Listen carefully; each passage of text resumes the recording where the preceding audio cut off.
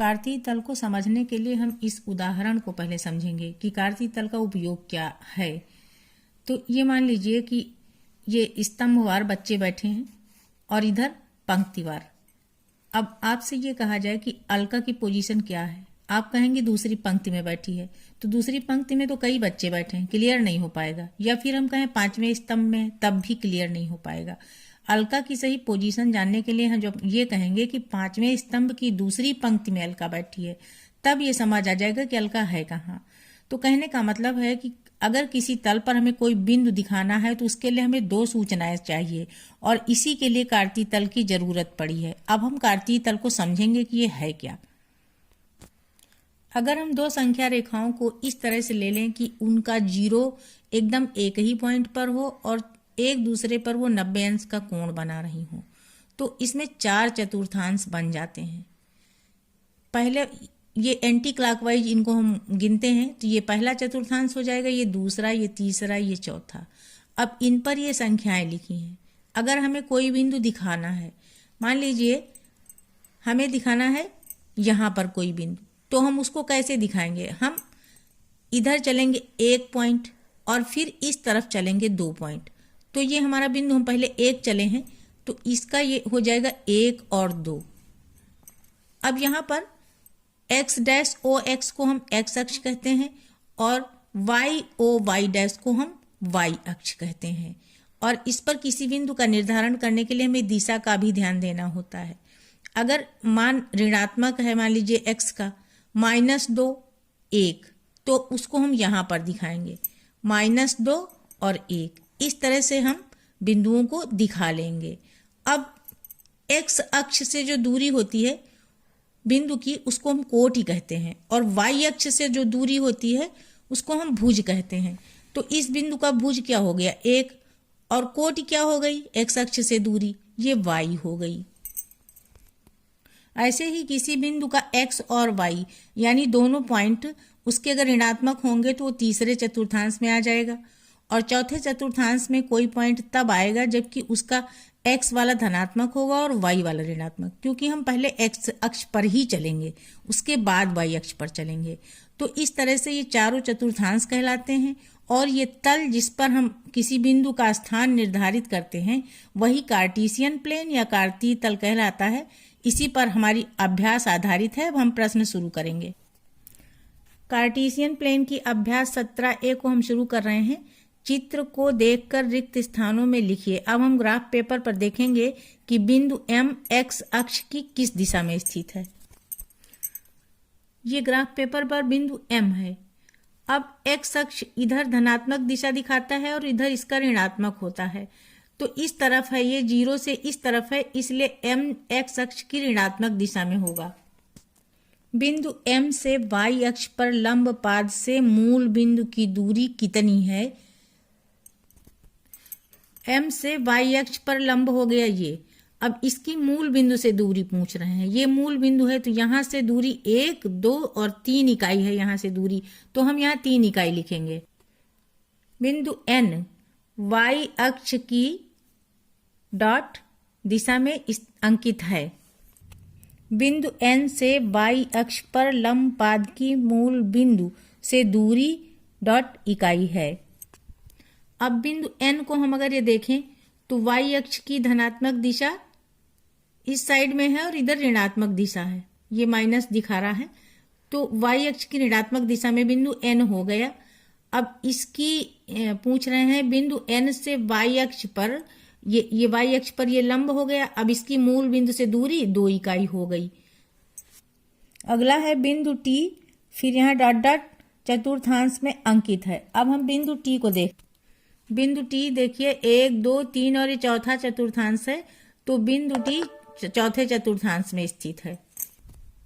अगला है बिंदु T से x अक्ष पर लंब पाद की मूल बिंदु से दूरी डॉट डॉट इकाई है।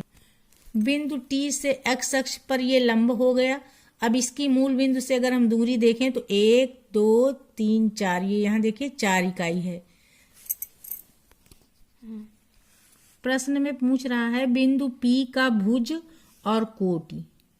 तो भुज वो होता है जो x अक्ष पे हम चलते हैं, y अक्ष से जो दूरी होती है। तो यहाँ देखिए बिंदु P में हम पहले ये 2 पॉइंट चलेंगे, यही इसका भुज हो गया, तो भुज इसका 2 हो गया और ऊपर 1 चल रहे हैं तो कोटि 1 हो गया, इसलिए इसका निर्देशांक क्या हो जाएगा, 2 और 1 हो जाएगा। यही हम भर लेंगे। अब इसका सेकेंड पार्ट है बिंदु Q का भुज और कोटि। Q बिंदु ये है, इसका भुज क्या हो जाएगा, यहां से हम देखें -3, वाई अक्ष से जो दूरी है वही -3, और कोटि अगर देखें तो 2, तो इसका निर्देशांक क्या हो जाएगा, -3 और 2 हो जाएगा। अब हम अगला देखें R का x निर्देशांक क्या होगा, R ये बिंदु है, तो इसको बनाने के लिए हम पहले x अक्ष पे ही चलेंगे, तो ये -5 हम पहले चलेंगे, उसके बाद फिर ये -3 हम चलेंगे, तो इसका निर्देशांक हो जाएगा -5 और -3। इसका भुज या x निर्देशांक -5 हो गया और y निर्देशांक -3 हो गया।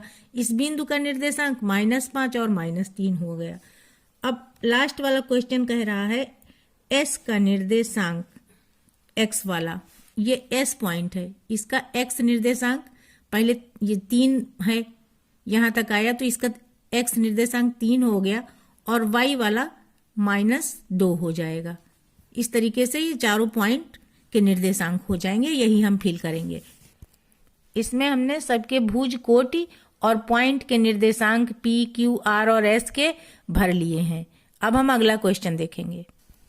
इस प्रश्न में हमें ये देखकर बताना है पॉइंट्स को कि ये बिंदु किस चतुर्थांश में आएंगे, तो हम देखकर ही जान जाएंगे। हमने इधर बना लिया है चतुर्थांश और इनमें कौन कौन से चिन्ह आ रहे हैं ये हम पहले भी सीख चुके हैं। जैसे ये पहला बिंदु है -3 -7, तो ये किस चतुर्थांश में आएगा, दोनों ऋणात्मक होते हैं तो ये थर्ड वाले चतुर्थांश में आएगा, तो यहाँ पर हम ये थर्ड लिख लेंगे।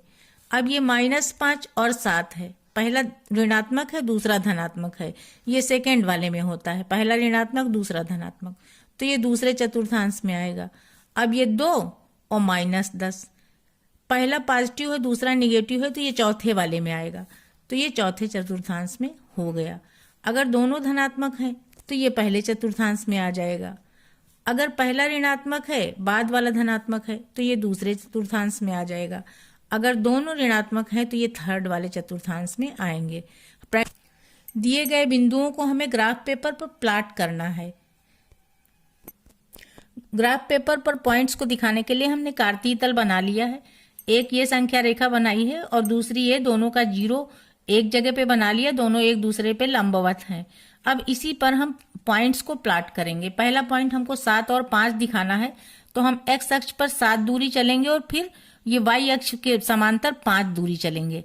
ये हमने ग्राफ पेपर पे 1 2 3 4 करके पहले ही पॉइंट्स लिख रखे हैं, तो इस तरीके से 7 5 हमको ये मिल गया। दूसरा पॉइंट 7 और 0 हमको दिखाना है, तो हम x अक्ष पे 7 चलेंगे, y अक्ष पे 0, इसका मतलब कुछ नहीं चलना है। जब y अक्ष 0 होगा तो वो बिंदु हमेशा x अक्ष पे आएगा, तो ये 7 0 x अक्ष पे ही आ गया। अगला तीसरा पॉइंट हमारा -3 -6 है, तो हम पहले x अक्ष पे -3 चलेंगे, उसके बाद फिर y अक्ष का निगेटिव इधर है तो इस पे हम -6 चल के आएंगे, तो -3 -6 ये पॉइंट हमको यहाँ मिल जाएगा। उसके बाद 0 और -4 पॉइंट है, तो 0 हो गया, इसका मतलब x अक्ष पे हमें चलना ही नहीं है, y अक्ष पे हमें जाना है -4 दूरी, तो ये y अक्ष ये हो गया, इस पे ये -4, ये देखिए 0 -4। जब x 0 हो तो वो पॉइंट हमेशा y अक्ष पे होगा। अब अगला है -6 -7, तो हम यही 0 से ही चलेंगे। -6 का मतलब हमें x अक्ष में इधर जाना है, ये -6 हो गया, और फिर -7 y अक्ष पे चलना है। ये चल के हमारा ये देखिए -7 इसी के सीधान में, ये -6 -7 पॉइंट हमको मिल गया। उसके बाद वाला पॉइंट है 10 -5, तो x अक्ष पे हम 10 दूरी चलेंगे, ये यहाँ चल के आएंगे, और फिर -5 का मतलब है y का माइनस नीचे है, ये देखिए -5 यहाँ से सीधान मिलाया, 10 -5 ये वाला पॉइंट यहाँ पे मिल गया। और लास्ट में हमको 0 0 दिखाना है, वो 0 0 ओरिजिन ही होता है क्योंकि दोनों अक्ष का 0 यही पॉइंट है। बस आज के लिए इतना ही, थैंक